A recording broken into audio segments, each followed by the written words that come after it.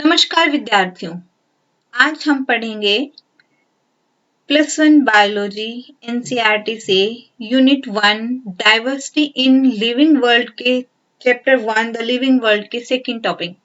So we will explore diversity in the living world.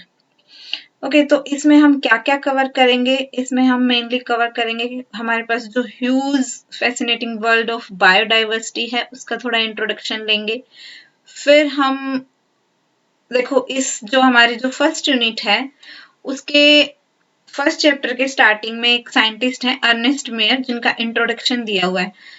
देखो students, मैंने first video में ये छूट गया था, बट मैं आपको बताना चाहूंगी कि आप नीट की प्रिपरेशन कर रहे हैं तो आपके लिए चाहे कोई किसी यूनिट के चैप्टर के स्टार्टिंग में इंट्रोडक्शन है या फिर आपकी समरी है, एक एक लाइन आपके लिए क्वेश्चन हो सकती है और एक एक लाइन आपके लिए एनसीईआरटी की इंपॉर्टेंट है। इसलिए एनसीईआरटी को आप जितनी बार पढ़ेंगे, और ऑलमोस्ट 99% जो क्वेश्चंस हैं आपके नीट के एनसीईआरटी से बाहर नहीं आते हैं, तो आप एनसीईआरटी को ही मैं आप रिकमेंड करूंगी कि आप सबसे पहले एनसीईआरटी को ही बार बार, कम से कम 10 बार एक बार एनसीईआरटी पे आप जितनी बार पढ़ोगे उससे कुछ ना कुछ आपको नया मिलेगा। ठीक है, तो हम ये अर्नेस्ट मेयर साहब का इंट्रोडक्शन देखेंगे, फिर क्लासिफिकेशन क्या है और इसकी जरूरत क्यों पड़ती है, और डिफरेंट फिर हमने जो ये ह्यूज हमारे पास बायोडाइवर्सिटी है इसको कैसे कैसे टेक्सोनोमिक कैटेगरीज में डिवाइड किया और डिफरेंट हायरार्कीज कैसे। तो चलो बिना किसी देरी के हम शुरू करते हैं आज का टॉपिक। तो हमारे पास अब सबसे पहले इंट्रोडक्शन है अर्नेस्ट मेयर का। अर्नेस्ट मेयर साइंटिस्ट, ये हमारे बर्थ हुआ इनका 1904 में और ये एक्सपायर हुए 2004 में, तो टोटल ये 100 इयर्स इन्होंने अपना लाइफ जी। और सबसे इम्पोर्टेंट है कि इनको Darwin of the 20th century, Darwin of the 20th century जाना जाता है। फ्रेंडली डायरेक्ट क्वेश्चन आपका नीट में आ सकता है, ठीक है, कि Darwin of the 20th century किन्हें जाना जाता है, तो ये हो जाएंगे अर्नेस्ट मेयर। फिर इसके बाद इन्होंने अपनी स्टडीज पूरी करने के बाद डिफरेंट जगह पढ़ाया, और जिसमें जो मेन एक रिमार्केबल है, इन्होंने हार्वर्ड यूनिवर्सिटी में एज ए इवोल्यूशनरी बायोलॉजिस्ट 1953 में ज्वाइन किया और फिर 1975 में वहां से रिटायर हुए with title Alexander Agassiz professor of zoology emeritus. ये जो प्रोफेसर अगेसिस हैं ये भी एक बहुत बड़े पैलेंटोलॉजिस्ट हुए हैं, इन्होंने भी फॉसिल्स पे स्टडी की है, उसमें अपना बड़ा योगदान दिया है। तो इनका लगभग इससे पहले भी हार्वर्ड यूनिवर्सिटी से और उसके बाद इनका जो करियर है वो 80 इयर्स का रहा।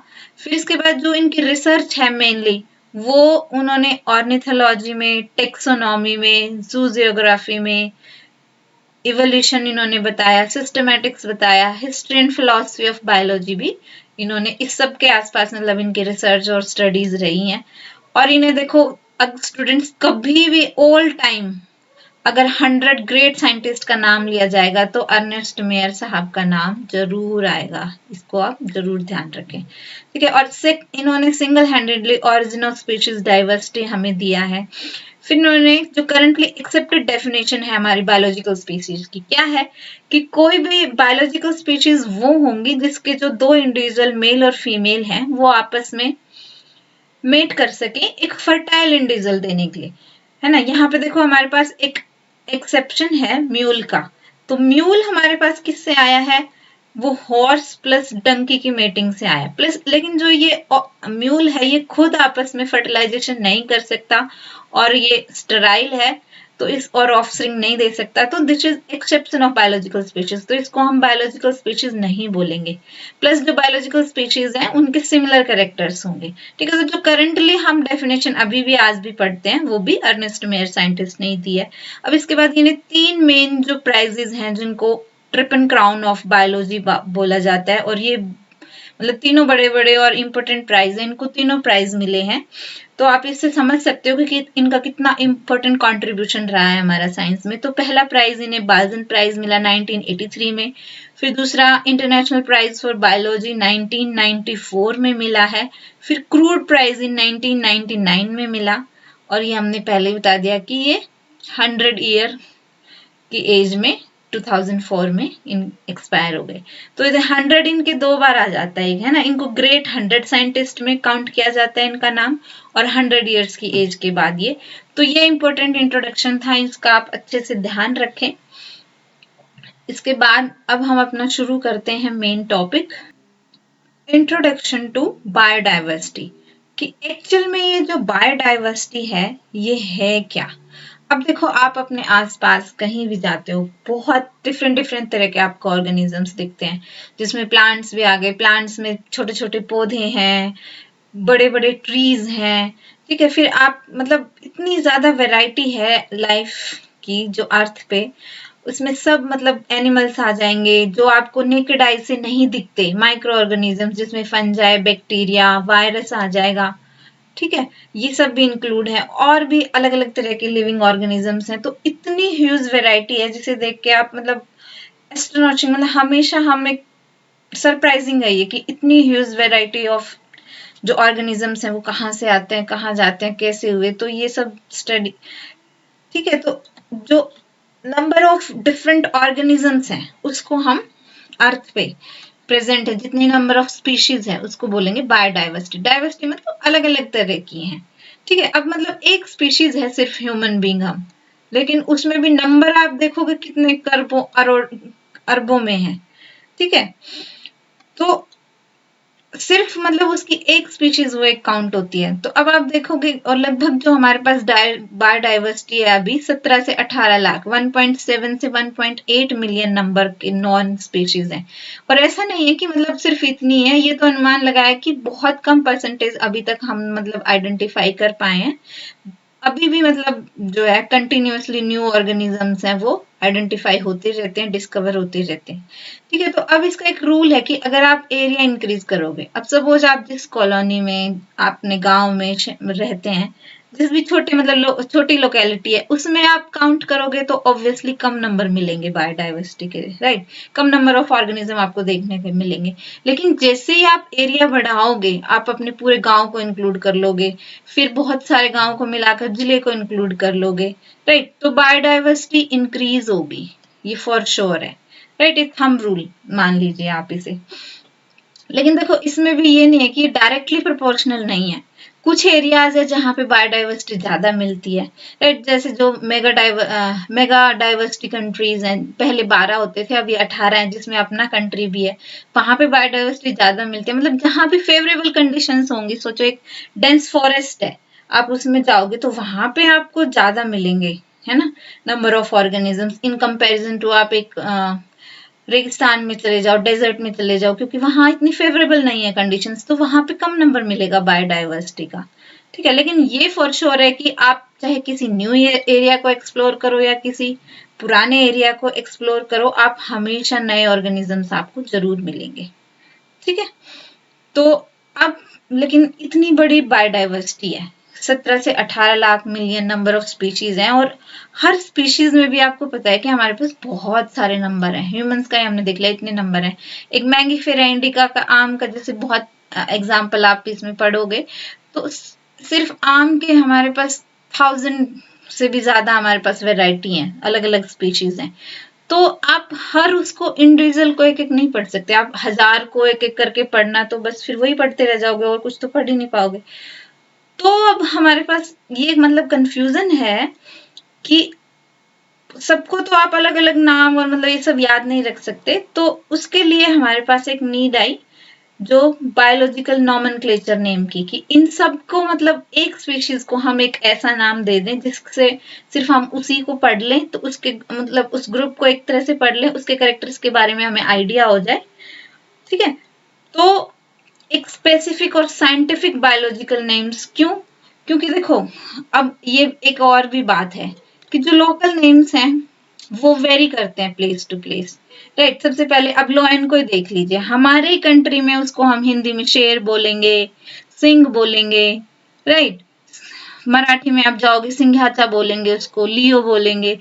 और अलग अलग कंट्रीज में जाओ, फिर उन कंट्रीज में भी ऐसा नहीं है कि एक कंट्री में एक अलग नाम, जैसे अपने कंट्री में बहुत अलग अलग नाम से जानते हैं, तो बहुत सारा हमारे पास यहाँ पे क्या है, लॉट ऑफ कंफ्यूजन क्रिएट हो जाएगा और हम ऐसे मतलब किसी एक कंक्लूजन पे निकलेंगे नहीं, इसी में ही डिबेट होती रहेगी।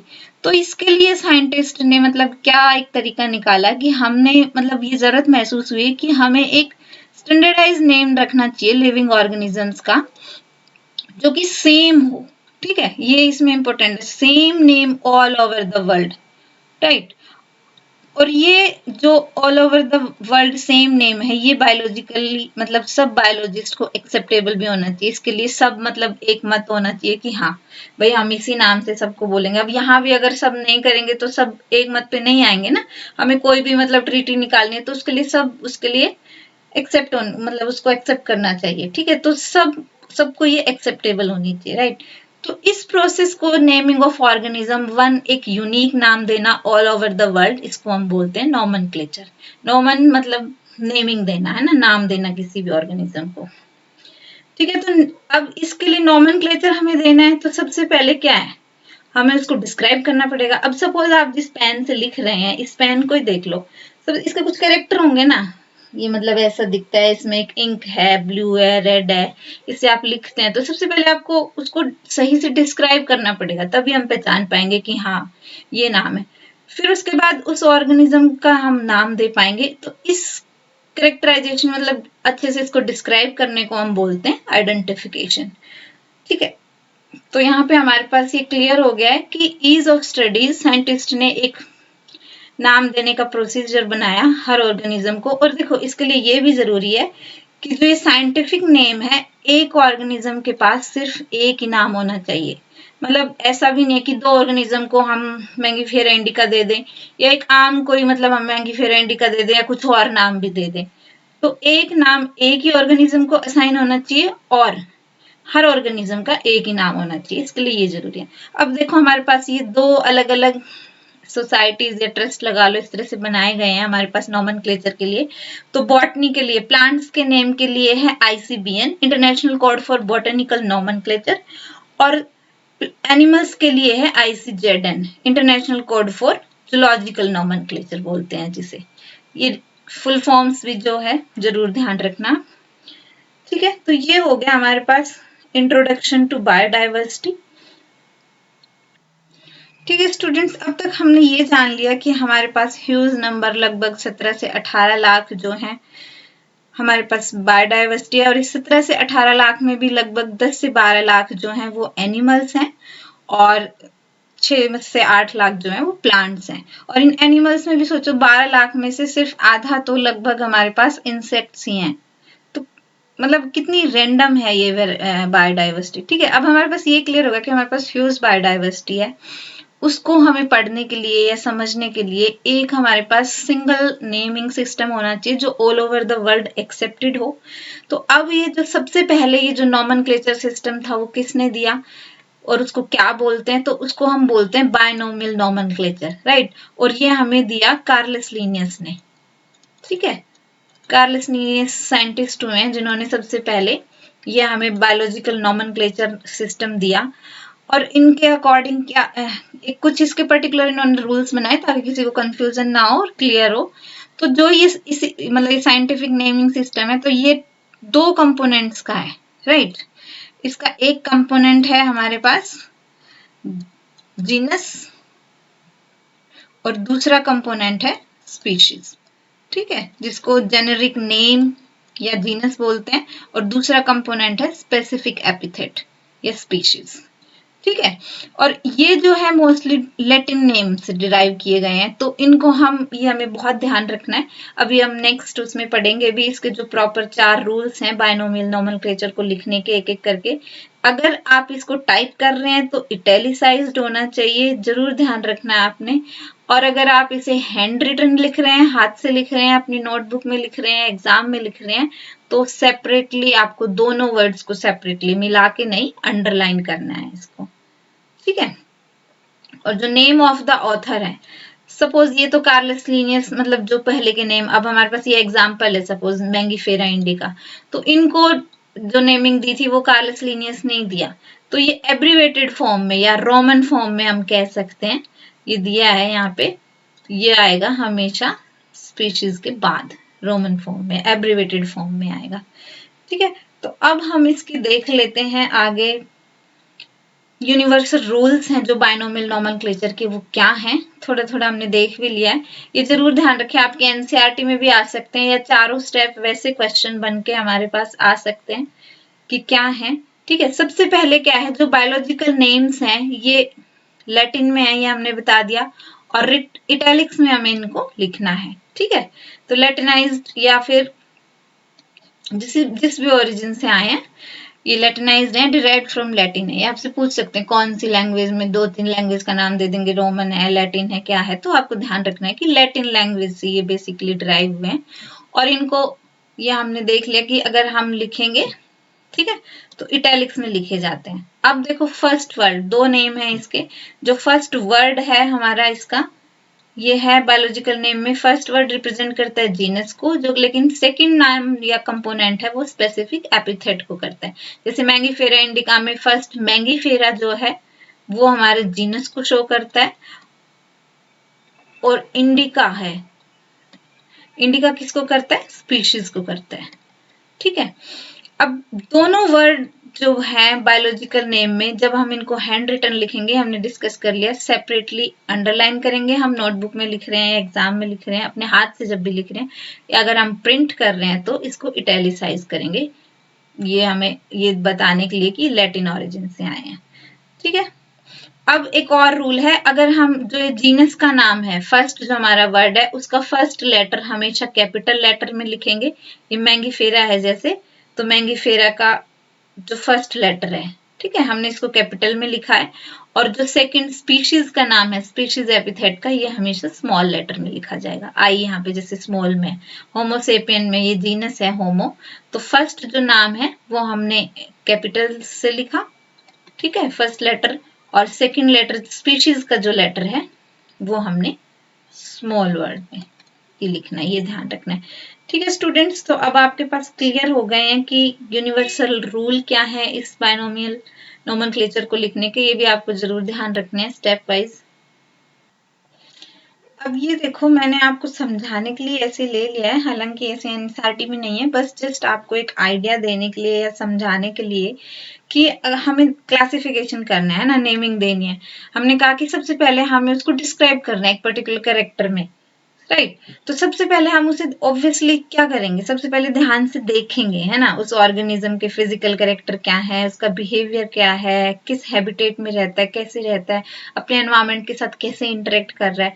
फिर उसके बाद हम देखेंगे कि जो एग्जिस्टिंग नाम ऑलरेडी हमारे पास हैं, या एग्जिस्टिंग जो ऑर्गेनिजम्स हैं, उनके फीचर्स के साथ हम कंपेयर करेंगे कि हम उनके आसपास मतलब उसको किस, क्योंकि अलग अलग है ना हमारे पास हायरार्की, हम देखेंगे जैसे नेम में डालने की, तो किस ऑर्डर में डाल सकते हैं, किस स्पीशीज, तो देखो ऑब्वियसली अलग होगी, कुछ नया हमारे पास आया है, या फिर मैच करता है ऑलरेडी किसी से, है ना, हमने मतलब हमें लग रहा है कि माइक्रोब्स के केस में, या जैसे उनमें प्रॉपर आपको देखने से नहीं दिखता है, तो कई बार लगता है कि हमें अलग स्पीशीज है, लेकिन वो ऑलरेडी सेम उससे होती है, तो क्या वो सेम उससे है, तो हम एक कंपेयर करके देखेंगे, फिर हम आइडेंटिफाई करेंगे उसको, है ना, आइडेंटिफाई करके फिर हम उसको एक स्पेसिफिक टेक्सोनॉमिक कैटेगरी देंगे, जो जो भी हम कैरेक्टर उसके देखे हैं या कंपेयर करें उसके बेस पे, राइट। तो अब हम हमारे पास ये वर्ड आ जाता है टेक्सोनॉमिक कैटेगरीज या टेक्सोनॉमी। ठीक है, अब हम पढ़ेंगे टेक्सोनॉमी के बारे में। तो टेक्सोनॉमी क्या है सबसे पहले, और क्लासिफिकेशन क्या है। ठीक है, हमने ये देख लिया कि इतने सारे हमारे पास ऑर्गेनिजम्स हैं, उनका सबका हमारे पास नाम होना चाहिए, ठीक है, यूनिक नेम होना चाहिए, all over the world scientifically accepted होना चाहिए। अब क्या है, मैंने बताया कि हमारे पास देखो ह्यूज नंबर ऑफ 17 से 18 लाख जो है नंबर ऑफ स्पीशीज हैं, और हर स्पीशीज में, ठीक है, इतने सारे नंबर हैं, ह्यूमंस में इतनी पॉपुलेशन है हमारे पास, राइट। इंडिया अब नंबर 1 पॉपुलेशन कंट्री हो ही गया, चाइना को पीछे छोड़ के, आपको पता है। तो ह्यूमंस की इतने नंबर हैं हमारे पास, एक आम की 1000 से ज्यादा वैरायटी है, इतनी सारी, तो हम एक एक को नहीं पढ़ सकते, राइट। तो उसके लिए हमारे पास क्या है, it's nearly impossible to study all the living organism. अब आप पढ़ने लग जाओगे तो फिर बाकी सब साइंस तो पीछे रह जाएगी, उसी को ही पढ़ते रहोगे पूरी लाइफ, है ना ऐसा। तो इसके लिए अब क्या जरूरत है कि हमें कुछ ऐसा तरीका निकालना चाहिए जिससे मतलब हम उसको किसी ग्रुप में, एक कन्वीनियंट ग्रुप में, मतलब सपोज जैसे ह्यूमंस वैसे तो अरबों में है उनका नंबर, लेकिन ह्यूमन नाम आते ही मतलब हमें पता है हाँ जो 2 हाथ हैं, पैर हैं, या थिंकिंग प्रोसेस है ह्यूमन का, सबसे डिफरेंट जो बिहेवियर है वो एक सोच सकते हैं, उनके पास अपनी एक अलग समझ है, सबसे एडवांस्ड ब्रेन डेवलपमेंट है, राइट। तो हमने एक मतलब पर्टिकुलर कैरेक्टर्स के उसमें मतलब हम उसको एक ग्रुपिंग कर लेंगे उनकी, ताकि बस हम ऐसे ह्यूमन उस ग्रुप के बारे में पढ़ें और हमें सबका ऐसे आइडिया हो जाए। देखो एक्सेप्शन ऐसे होता है, लेकिन जो नॉर्मल जो भी ह्यूमन बींग्स होंगे उनमें ऑलमोस्ट वो सेम कैरेक्टर्स मिलेंगे। एक्सेप्शन किसी में कुछ एबनॉर्मलिटी है वो एक अलग चीज है। तो इसी तरह हमने कन्वीनियंट या तो उसको कैटेगरी बोल लो, या फिर ग्रुप्स बोल लो, रैंक बोल लो, यूनिट बोल लो, या टेक्सा बोल लो, कुछ इजीली जो ऑब्जर्वेबल कैरेक्टर्स हैं उनके बेस पे हमने उनको असाइन कर दिया कुछ ग्रुप में, ताकि हम इजीली उनको पढ़ सकें। ठीक है, तो इस प्रोसेस को हम बोलते हैं क्लासिफिकेशन। ठीक है, अब आता है हमारे पास टेक्सोनॉमी। टेक्सोनॉमी क्या है? अब ये जो अलग अलग हमने कैटेगरीज में डिवाइड किया, इस हर कैटेगरी को हम टेक्सा बोलते हैं। सिंगुलर हम बोलेंगे टेक्सोन, राइट, और प्लूरल वर्ड है ये टेक्सा। ठीक है, टेक्सोन हो जाएगा। तो डिफरेंट लेवल्स पे अलग अलग कैटेगरी को ये मतलब ऐसा नहीं है कि मतलब देखो जैसे स्पीशीज हमारी सबसे लोवेस्ट कैटेगरी है, तो वो भी अपने आप में एक टेक्सा है। फिर उसके बाद स्पीशीज के बाद हम जाएंगे, जीनस है, फैमिली है, ऑर्डर है, क्लास है, फाइलम या डिवीजन है, फिर उसके बाद किंगडम है।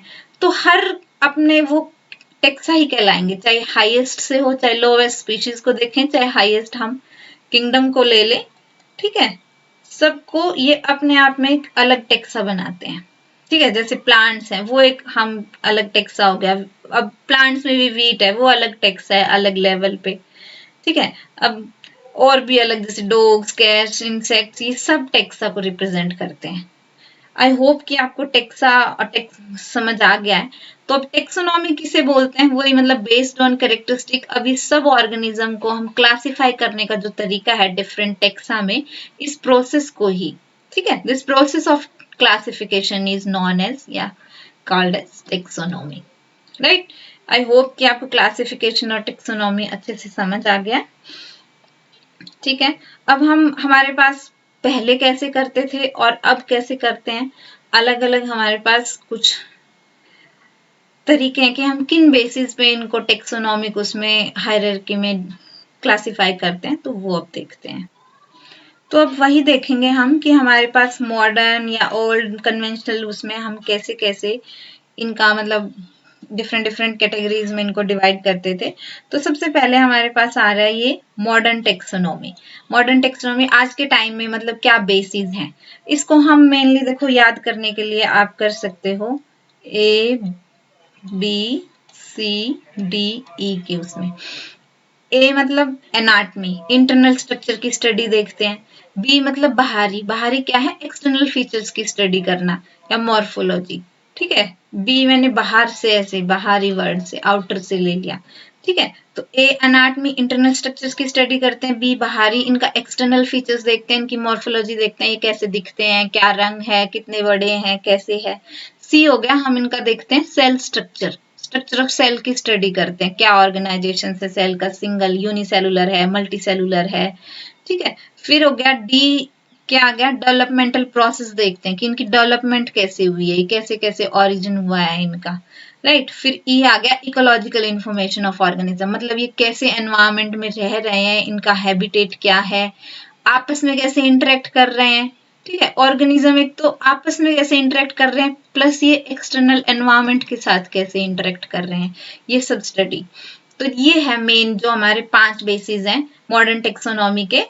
ठीक है, morphology, internal structure, structure of cell, development process and ecological information of organism.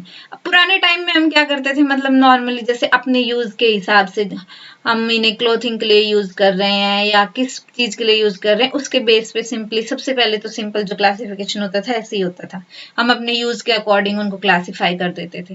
ठीक है, सिंपली मतलब उन्हें, फिर जो उससे थोड़ा सा एडवांस आया था उसमें उनका करेक्टराइजेशन करते थे, आइडेंटिफिकेशन करते थे, फिर क्लासिफाई करते थे उनको, फिर नॉमेनक्लेचर हम एक नाम दे देते थे, ठीक है, तो ये सारे प्रोसेस थे जो बेसिस हैं टेक्सोनॉमी के।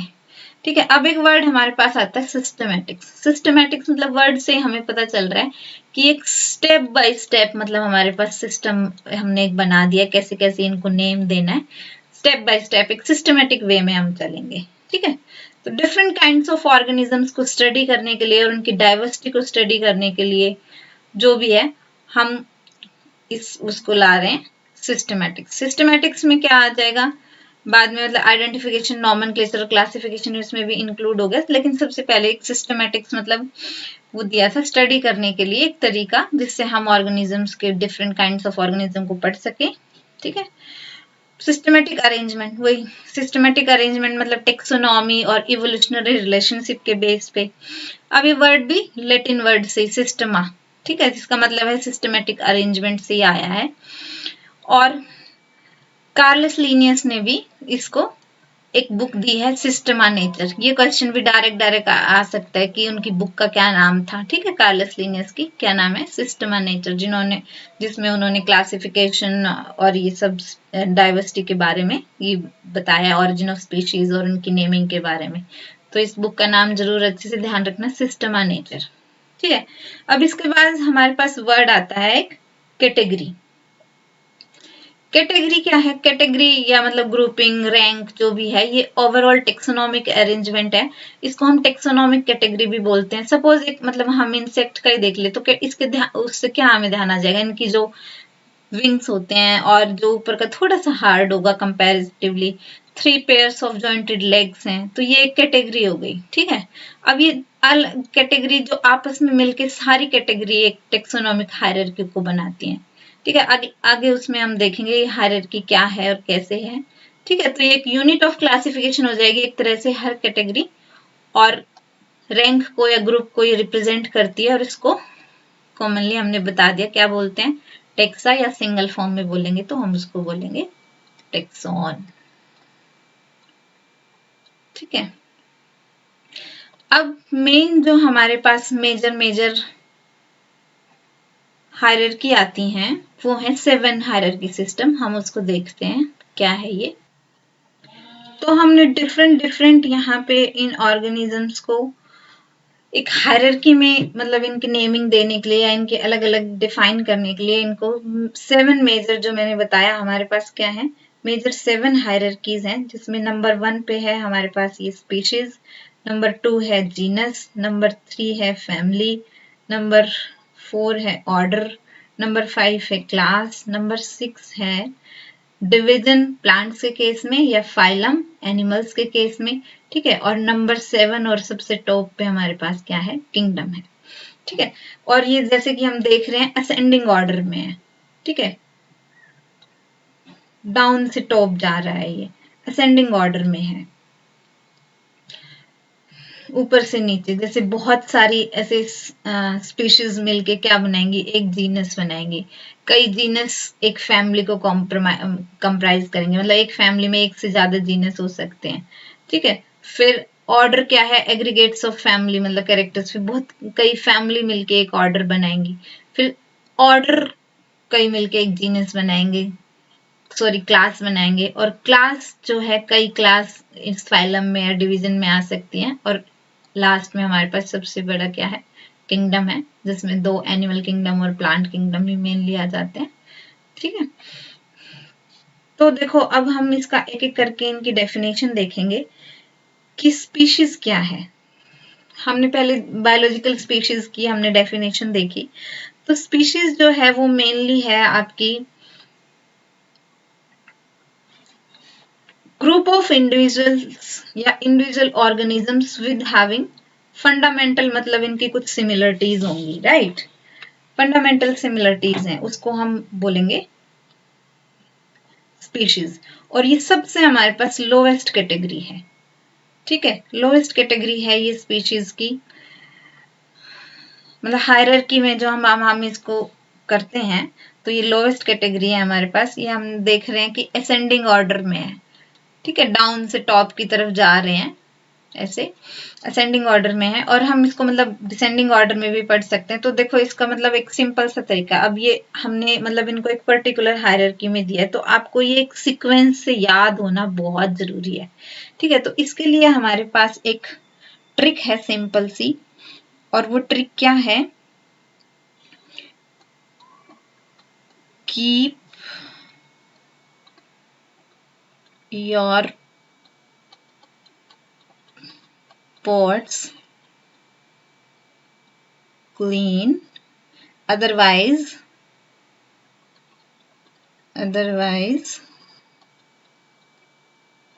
your family, ये योर जो वर्ड है वो हम सिर्फ याद करने के लिए डाल रहे हैं, इसको हटा देना, otherwise your family get sick, ठीक है। आप इस सेंटेंस को ध्यान रख लो, तो उससे आपको सिंपली ध्यान आ जाएगा।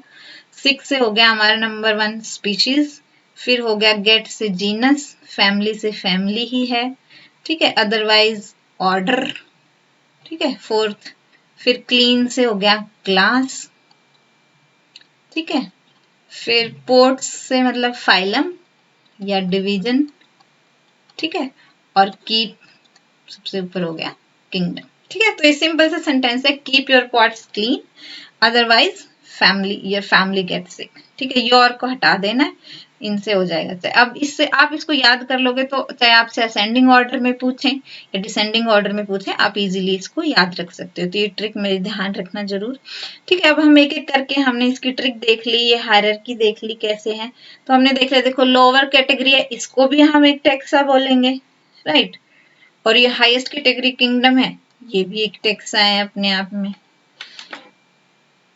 है ना, ठीक है। तो अब देखो, अब हमारे पास सबसे पहले तो स्पीशीज क्या है, तो स्पीशीज है group of individual organisms having similar या फंडामेंटल सिमिलरिटीज। यहाँ पे मतलब सबसे ज्यादा सिमिलरिटी आएंगी कि कोई भी ह्यूमन बींग है उनमें कुछ कॉमन सी सिमिलरिटी जरूर है, सब में 2 हाथ हैं, 2 पैर हैं, 2 आंखें हैं, एक नाक है, मतलब कुछ भी, सबसे ज्यादा आप सिमिलर कैरेक्टर्स आएंगे, और ये लोवेस्ट कैटेगरी है। अब इसके बाद सिंपल सा है कि ऑब्वियसली जिन जैसे जैसे हम ऊपर जाते जाएंगे, इनकी सिमिलर कैरेक्टर जो है वो कम होते जाएंगे, ठीक है, लेस सिमिलरिटी होगी उनमें जैसे जैसे ऊपर जाते जाएंगे। तो अब जीनस क्या है, ये ग्रुप ऑफ रिलेटेड स्पीशीज से मिलके बनता है, जिसमें मोर कैरेक्टर्स इन कॉमन, मतलब देखो सिमिलरिटी कम होंगी और स्पीशीज के कंपैरिजन में, ठीक है, वो मतलब सपोज एक जीनस की स्पीशीज है और किसी दूसरे जीनस की स्पीशीज है, तो उनमें कम होंगे, और एक जीनस की ही सेम स्पीशीज है तो उनमें कैरेक्टर्स जो है कॉमन ज्यादा होंगे, ठीक है। तो generalise aggregate of close related species. अब इसके बाद हम ऊपर बढ़ेंगे, फैमिली। फैमिली क्या है, ग्रुप ऑफ रिलेटेड जनरा से मिलके बनी है। इसके एग्जाम्पल दिए हुए हैं एनसीईआरटी में, वो हम नेक्स्ट उसमें देखते हैं। एक बार आप इसकी डेफिनेशन देख लो ताकि आप कंफ्यूज ना हो, फिर मैं बताती हूँ, ठीक है। तो फैमिली एक ग्रुप ऑफ रिलेटेड जनरा है, और वही less number of similarities. Obviously मैंने कहा ना, जैसे जैसे हम ऊपर जाते जाएंगे सिमिलरिटीज उनकी कम होती जाएंगी, ठीक है।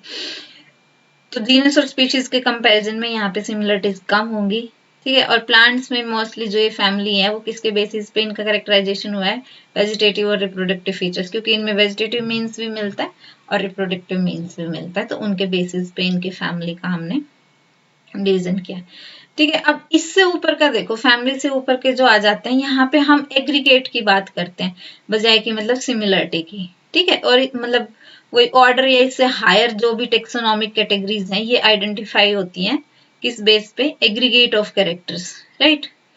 तो हायर कैटेगरी में असेंबलीज ऑफ फैमिलीज, ठीक है। ऑर्डर क्या हो गया, डिफरेंट मतलब असेंबलीज ऑफ फैमिलीज हैं जो कुछ सिमिलर कैरेक्टर शो करेंगे, ऑब्वियसली ये कम होंगे इन कंपैरिजन टू अदर, मतलब जो फैमिली के उससे, ठीक। फिर इसके बाद आती है हमारे पास क्लास। तो क्लास में आ जाएंगे रिलेटेड ऑर्डर्स। फॉर एग्जांपल जैसे यहाँ पे एक प्राइमेटा है जिसमें मंकी, गोरिल्ला और गिबन आ जाता है, तो हम इसको क्लास किस में, मेमेलिया में पुट करते हैं, अलोंग विद दूसरा जो ऑर्डर है कार्निवोरा, जिसमें डॉग आता है, ठीक है।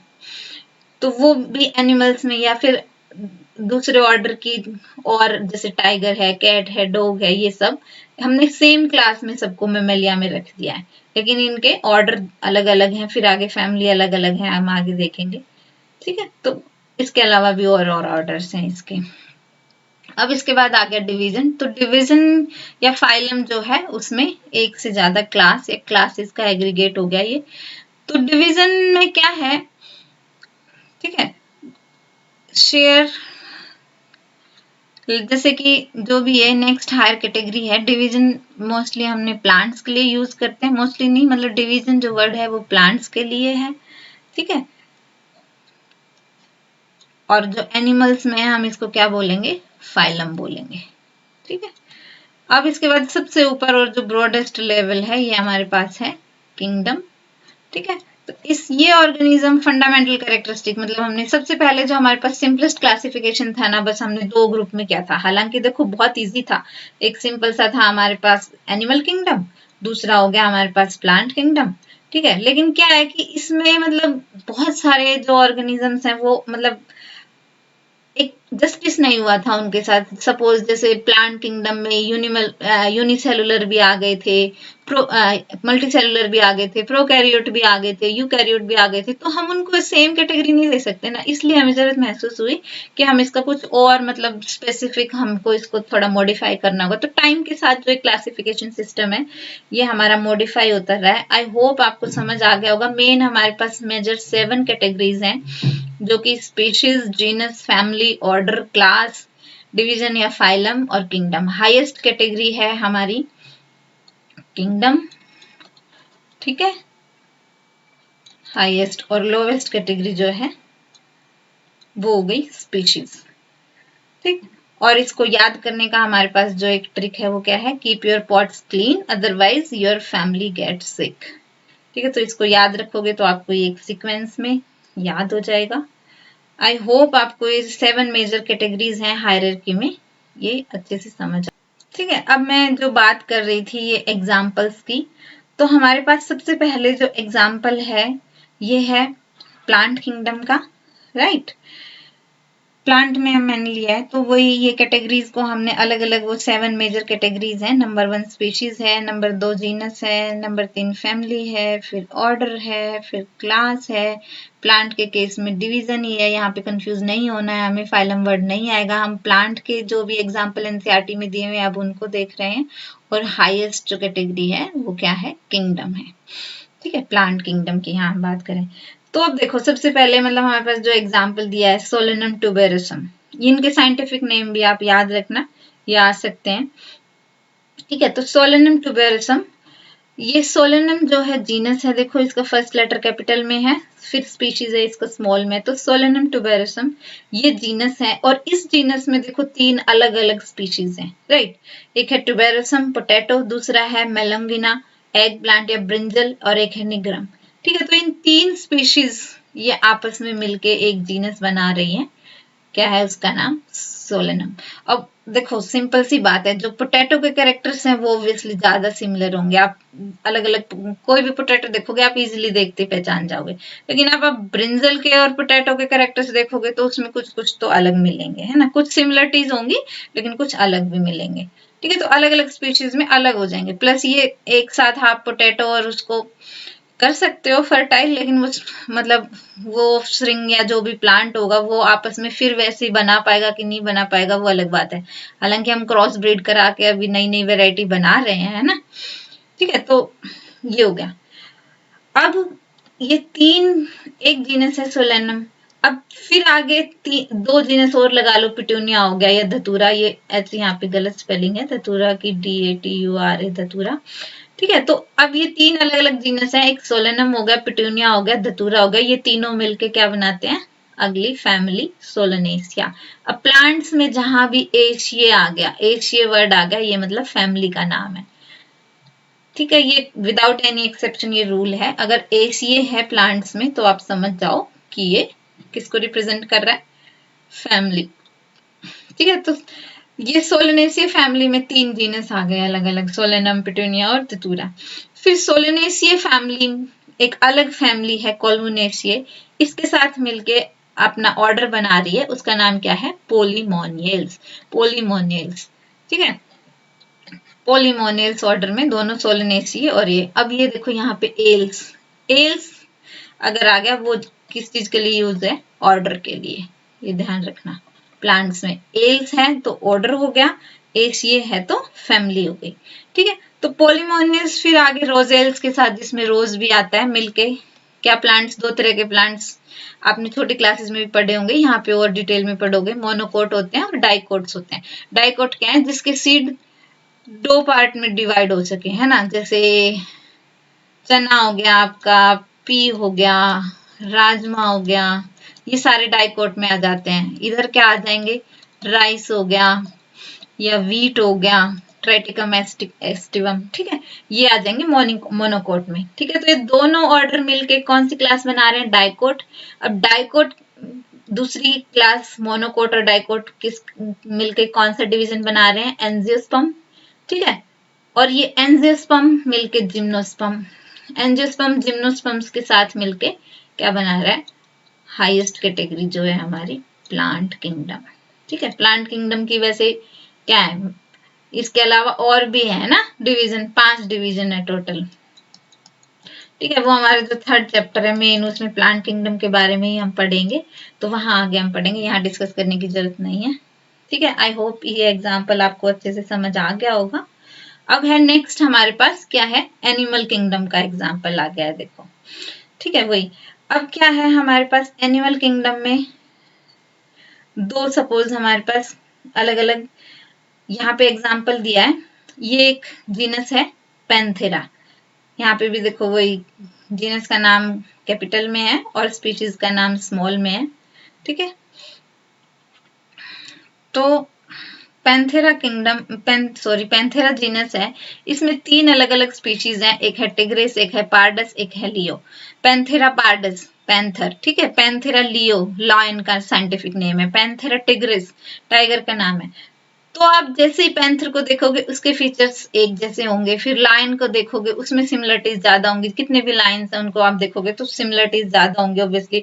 लेकिन इन दोनों को आप आपस में कंपेयर करोगे तो कुछ आपको कैरेक्टर्स कम मिलेंगे, है ना, कम आपस में, इसीलिए ये अलग अलग स्पीशीज। अब टाइगर और पैंथर में आप कंपेयर करोगे तो कम मिलेंगे फीचर्स, सिमिलर कम होते जाएंगे। अब फिर ये जीनस आ गए, इस कुछ मतलब, लेकिन इनके पर्टिकुलर कुछ कैरेक्टर्स हैं जिनके बेसिस पे इन तीनों को हमने एक जीनस दे दिया पैंथेरा में। अब देखो इस पैंथेरा के साथ एक दूसरा जीनस है फेलिस, जिसमें कौन सी स्पीशीज आती है, कैट, ठीक है। अब वैसे तो कैट देखो देखने में इन तीनों को हम देखें तो बजाय बहुत छोटी है, लेकिन सेम आप देखोगे तो एक मिनिएचर फॉर्म ही लगता है ना टाइगर का, और इसकी जो अटैकिंग टेंडेंसी है वो भी आपको वैसी वैसी मिलेगी। तो कुछ कैरेक्टर्स तो सेम है जिसके बेसिस पे इनको हमने, ठीक है, जीनस में डाल, मतलब एक हमने फैमिली, मतलब जो आगे है फेलिडे उसमें डाल दिया है। दोनों जीनस को हमने एक सेम फैमिली है जिसका नाम है फेलिडे, उसमें हमने डाला है। तो कुछ तो इनके सिमिलर कैरेक्टर है जिसके बेस पे हमने नेक्स्ट इसको सेम फैमिली दी है, ये यहाँ फैमिली है, ठीक है। तो अब ये फैमिली एक दूसरी फैमिली जो है कैनिडे, कैनिडे जिसमें डॉग आ गया, राइट, उसके साथ मिलके नेक्स्ट ऑर्डर बना रहा है कार्निवोरा। अब इस कार्निवोरा में भी देखो जितने भी आ रहे हैं, डॉग हो गया, कैट हो गया, लायन हो गया, पैंथर हो गया, टाइगर हो गया, इनके एक सिमिलर कैरेक्टर है, फीचर है। वो क्या है कि ये सारे के सारे फ्लैश खाते हैं, है ना। तो कुछ तो फीचर इनका सेम है जिसके बेस पे हमने इन्हें एक सेम अगली क्लास में डाला है, मेमेलिया में, ठीक है। अब मेमेलिया के में और भी ऑर्डर्स हैं, ऐसा नहीं है कि सिर्फ कार्निवोरा और प्राइमेटा ही है। फिर ये एक प्राइमेटा है ना, जिसमें हमने अभी पढ़ा मंकी है, गिबन है, गोरिल्ला है, वो आ जाते हैं। तो ये सब दोनों ये दोनों ऑर्डर्स मिलके क्या बना रहे हैं, नेक्स्ट क्लास मेमेलिया। फिर डिफरेंट डिफरेंट क्लास है, एम्फीबियन है, रेप्टाइल्स है, मेमेलिया है, ये हमारे अगले फाइलम में आ जाते हैं, जो कि क्या है, कॉर्डेटा। कॉर्डेट्स, नॉन कॉर्डेट्स, वो एक डोर्सल होलोट्यूब जो भी अरेंजमेंट है उसके बेसिस पे, वो हमारे पास एनिमल किंगडम 4th चैप्टर है नेक्स्ट, जिसमें डिटेल में पढ़ेंगे, ठीक है। तो ये डिफरेंट डिफरेंट फाइलम जैसे आर्थ्रोपोडा हो गया, कॉर्डेटा हो गया, एनालिडा हो गया, और भी अलग फाइलम्स हैं, पोरिफेरा, ठीक है, ये सब मिलके क्या बनाएंगे, हायर, सबसे हाईएस्ट कैटेगरी जो है हमारी वो एनिमल किंगडम, ठीक है, हाईएस्ट कैटेगरी बना ली एनिमल किंगडम, ठीक है। तो ये सारे एग्जाम्पल, इससे बाहर कुछ नहीं दिया है आपकी एनसीईआरटी में, इसको अच्छे से पढ़ लेना, इसलिए मैंने सिंप्लिसिटी के लिए अलग से बना दिया है। वहां पे आप एक एक ऐसे पढ़ते तो यूं कंफ्यूज हो जाते, लेकिन यहाँ से आपको आई होप कि क्लियर हो गया है, ठीक है। तो हमने 7 मेजर हायरार्कीज क्या है, ठीक है, लोएस्ट से लेके वो हमने याद करने का उनको एक सीक्वेंस देख लिया है, फिर हमने दोनों के अलग अलग एग्जाम्पल जो दिए हैं वो देख लिए हैं। अब ये लास्ट में हमारे पास एक टेबल है जिसमें कि हमने जो 7 इनकी अलग अलग देखी ना, ये हायरार्कीज की क्या क्या किस किस उसमें असाइन करते हैं, उसके एग्जाम्पल के साथ ये चारों हमें दिए गए हैं। 2 एग्जाम्पल जो हैं वो एनिमल किंगडम के हैं, एक मैन का। हम ह्यूमन बीइंग है तो सबसे पहले हमें क्यूरियोसिटी कि हम अपने बारे में जाने, और इजी भी होगा आपको याद करने के लिए, इंटरेस्ट भी अराउज होगा, है ना, कुछ सोच समझ के आपको एग्जाम्पल दिए होते हैं, ठीक है। तो 2 हैं हमारे पास ये एनिमल किंगडम के एग्जाम्पल, और ये 2 हैं प्लांट्स के एग्जाम्पल, ठीक है। तो सबसे पहले मैन, उस कॉमन नेम या इंग्लिश क्या है, मैन है, फिर इसका बायोलॉजिकल नेम है होमोसेपियंस, ठीक है, आपको लिखना है तो ऐसे अलग अलग अंडरलाइन करना है। इसका जीनस है होमो। देखो यहाँ पे अब हम मतलब ये जो जीनस है, ये जीनस जो है 2 तरह के, एक मोनोटिपिक और एक पोलोटिपिक जीनस हो सकता है। मोनोटिपिक जीनस का क्या मतलब है कि उसमें सिंगल स्पीशीज ही है, बस उस जीनस में एक सिंगल स्पीशीज आती है, और उसका बेस्ट जो एग्जाम्पल है वो है होमोसेपियन।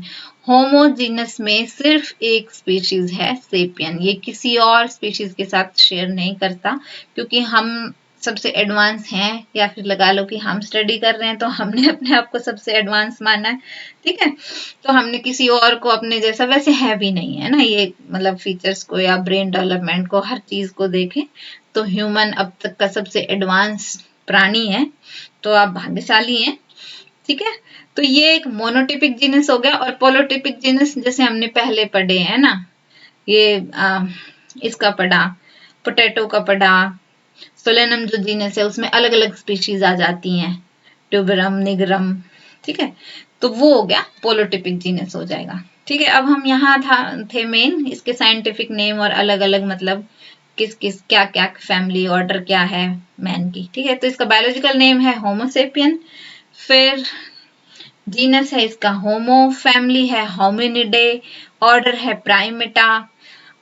प्राइमेटा ऑर्डर, ठीक है। हम सेम उसी ऑर्डर में जिसमें गिबन, गोरिल्ला, मंकी जो हमारे पूर्वज भी कहलाते हैं, ठीक, तो उसी ऑर्डर में हम सेम आते हैं। फैमिली अलग है हालांकि, फिर एक क्लास में मेमेलिया, और फाइलम और डिवीजन हमारा क्या है, सॉरी यहाँ डिवीजन नहीं है, फाइलम, एनिमल के केस में हम एनिमल ही है वैसे, तो वो है हमारा कॉर्डेटा, राइट। फिर है सेकंड जो एग्जाम्पल है वो है तो सेकंड जो एग्जाम्पल है वो है हमारे पास हाउस फ्लाई का, जो आपने बहुत कॉमन देखी है, ये बहुत सारी डिजीज के वेक्टर का भी काम करती है, राइट। तो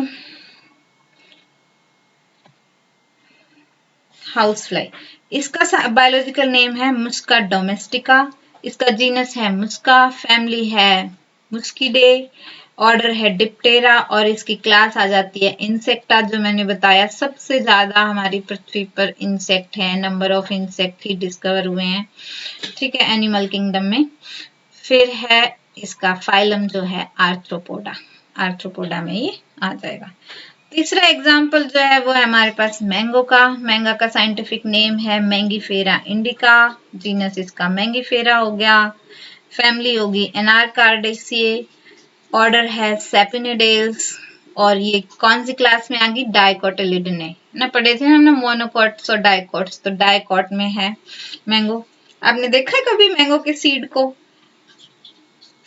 अगर आप इसको उसके पहले तो पता नहीं, अब आप लोग तो नई जनरेशन के बच्चे हैं, हमारी जनरेशन में तो मैंगो की सीड को कई बार ऐसे आग में भून के उसको खाया जाता था। उसको जो बाहर की जो हार्ड शेल है उसको तोड़ के अंदर निकालोगे तो सॉफ्ट सीड निकलता है, और वो भी दो हिस्सों में डिवाइड हो जाता है। ठीक है, तो ये डाइकोट क्लास से है। डाइकोट का मेन ये है ना कि दो पार्ट्स में डिवाइड हो जाता है। मोनोकोट सिंगल सीड होते हैं, जैसे व्हीट, राइस।